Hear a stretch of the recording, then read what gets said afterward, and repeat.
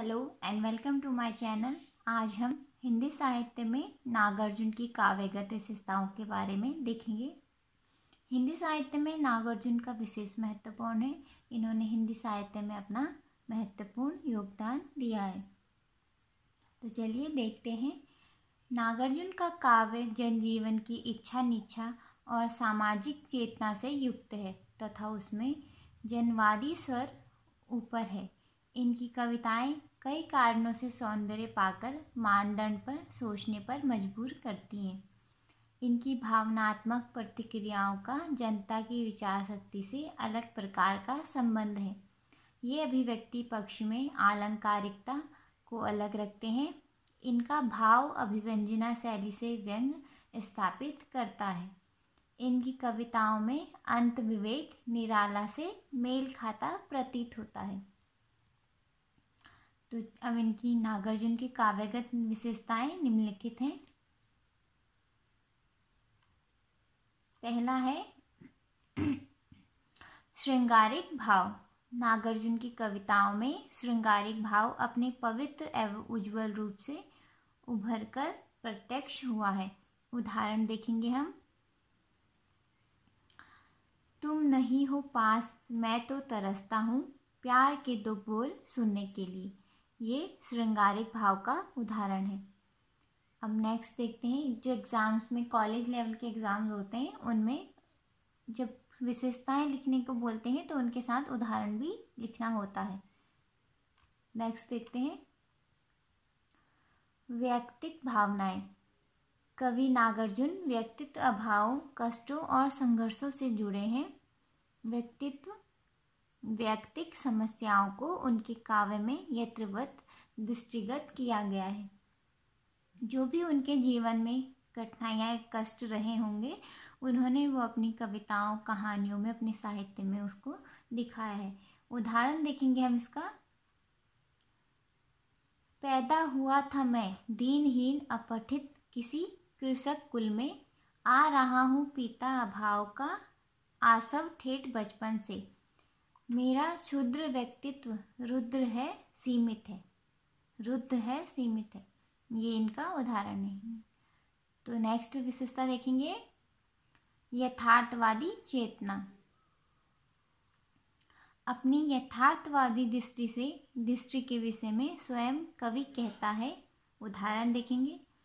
प्रतिहिंसा ही स्थायी भाव है मेरे कवि का, जन जन में जो ऊर्जा भर दे मैं उद्गाता हूँ। ये इसका उदाहरण है। नेक्स्ट विशेषता है तात्कालिक वातावरण।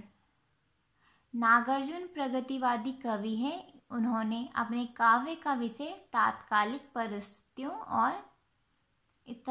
स्थितियों और परिस्थितियों को बनाया है। उदाहरण देखेंगे इसका। लाख लाख श्रमिकों की गर्दन कौन रहा है रेत, छीन चुका है कौन करोड़ों खेतिहारों के खेत, किसके बल पर कूद रहे हैं ये सत्ताधारी प्रेत। ये तात्कालिक वातावरण का उदाहरण है। नेक्स्ट है संगीतात्मकता। जो इनकी विशेषता है पांचवी। नागार्जुन के काव्य में संगीतात्मकता पूर्ण दृष्टिगत है, मतलब ये दिखाई देती है। उदाहरण देखेंगे। फिलहाल नुझ गए हैं पंख, छटपटा रहे हैं अमन का कबूतर। छटपटा रहा है अमन का कबूतर, ये उसका उदाहरण है। नेक्स्ट विशेषता है व्यंग्यात्मकता। नागार्जुन की धुमकड़ी से सहज संस्कार और आलोचनात्मक विवेक अभावग्रस्त जीवन से प्राप्त हुआ है। लक्ष्मी को संबोधित करके बड़ी सहजता से व्यंग करते हैं। उदाहरण देखेंगे।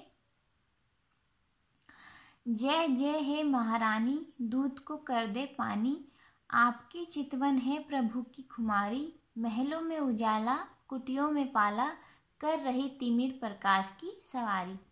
ये इन्होंने व्यंग करते हुए लिखा है। नेक्स्ट देखेंगे प्राकृतिक चित्रण। नागार्जुन का प्रकृति के प्रति प्रेम उनकी प्रसिद्ध कविता बसंत की अगवानी में देखा जा सकता है। हेमंती बादलों को देखकर कवि पुलकित हो उठते हैं। खुश होते हैं। तो उनका उदाहरण देखेंगे, उन्होंने कविता लिखा है, उदाहरण दिया है।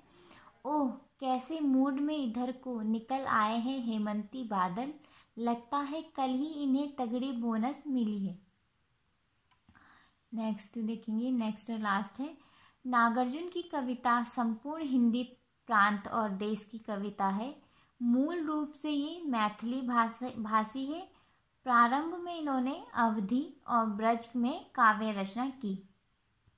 पाली, प्राकृत और बांग्ला पर नागार्जुन का पूर्ण अधिकार था। इनका अधिकांश जनवादी काव्य खड़ी बोली हिंदी में है।